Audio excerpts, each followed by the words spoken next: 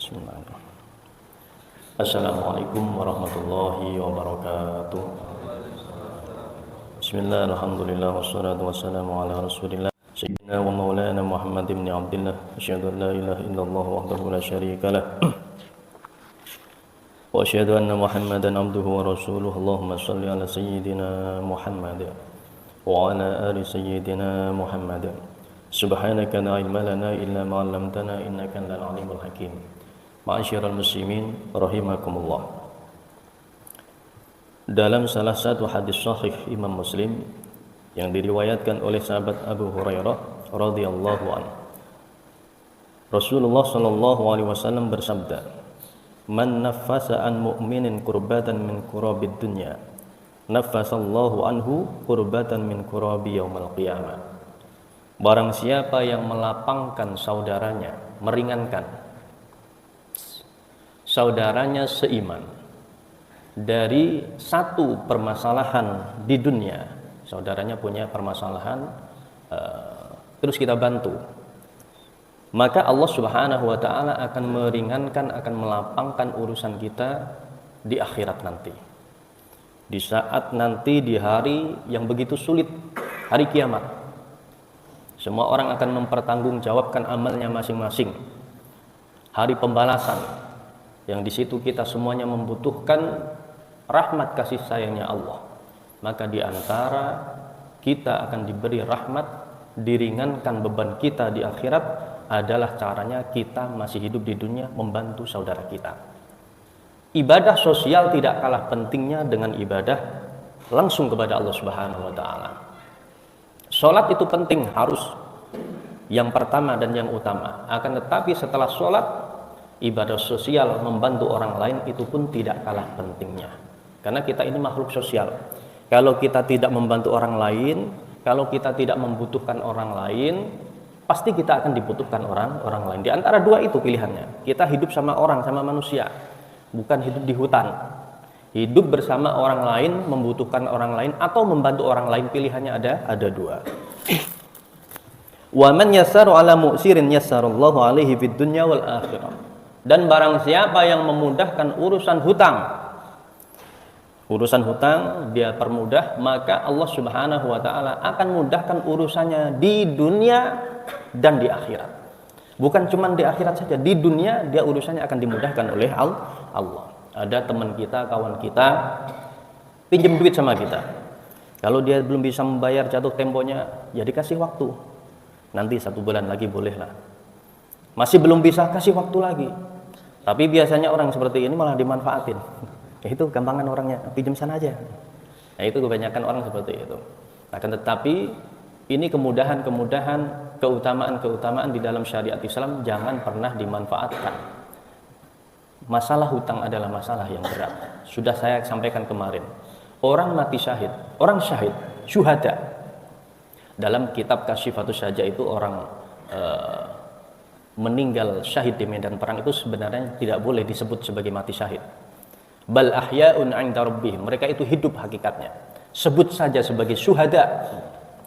Orang syuhada di situ wajib masuk surga. Satu yang menghalanginya adalah masalah urusan hutang itu saja. Maka hati-hati. Kalau kita punya hutang, tunaikan, bayar kalau ada uang. Membayar hutang ini pun jadi ibadah. Minjemin duit, menghutangi orang lain jadi ibadah.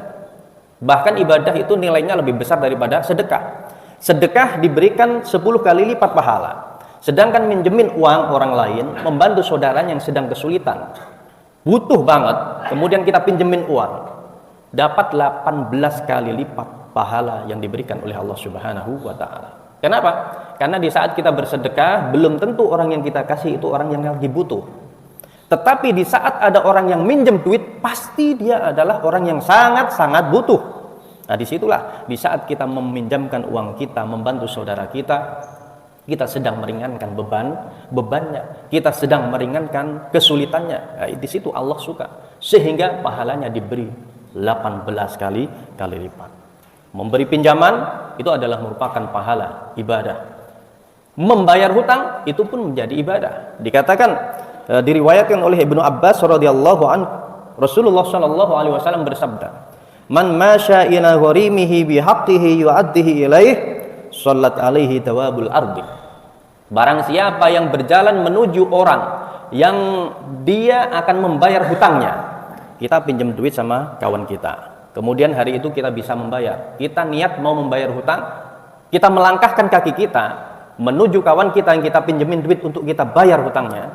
Hutang kita untuk kita bayar. Maka di situ seluruh makhluk hidup yang ada di muka bumi mendoakan, mintakan rahmat ampunan bagi kita. Coba ngasih pinjaman pahala. Kita punya hutang, kita bayar, itu jadi amal ibadah. Makanya iblis itu nggak suka kalau ada orang yang mau bayar hutang.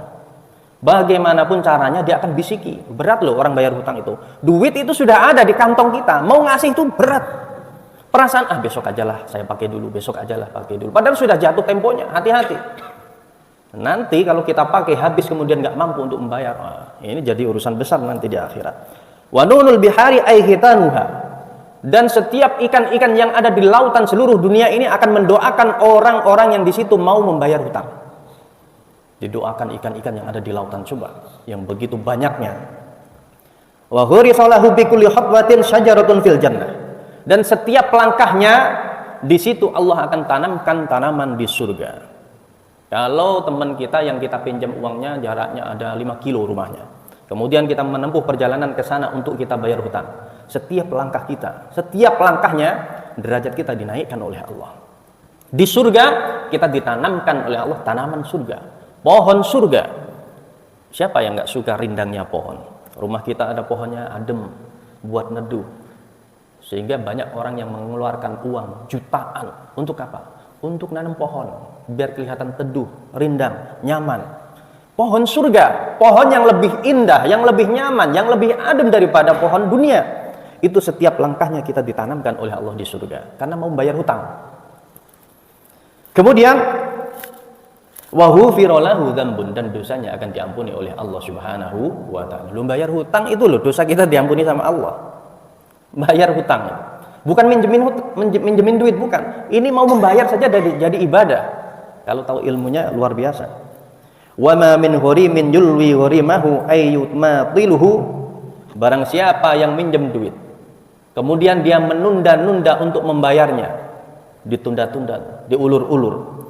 Wa huwa qadirun illa kataballahu alaihi fi kulli waqtin isman. Sedangkan dia mampu untuk membayar hutangnya, kok ditunda-tunda, sudah jatuh temponya, hari ini harus bayar, ada duit nggak mau bayar, ditulis baginya dosa setiap waktunya.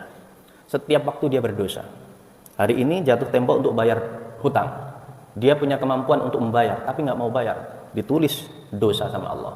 Setiap waktunya ditulis berdosa, berdosa, berdosa, berdosa. Terus menerus. Sampai dia mau membayar. Maka hati-hati. Hati-hati dengan masalah urusan hutang.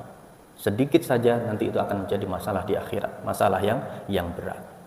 Nah, kalau punya hutang itu harus catat. Catat. Karena kita nggak tahu kapan kita akan meninggal. Malaikat maut nggak pernah bilang-bilang, datang aja dia. Kalau kita nggak catat, yang lain nggak tahu, meninggal dalam keadaan meninggalkan hutang kan repot. Ma'asyiral muslimin rahimakumullah. Sehingga Rasulullah Shallallahu alaihi wasallam selalu berdoa minta perlindungan kepada Allah agar dilindungi dari permasalahan hutang. Wa ghalabatid dain, wa ghalabatid dain. Berlindung kepada Allah dari hutang. Meskipun Rasulullah itu juga pernah minjem duit.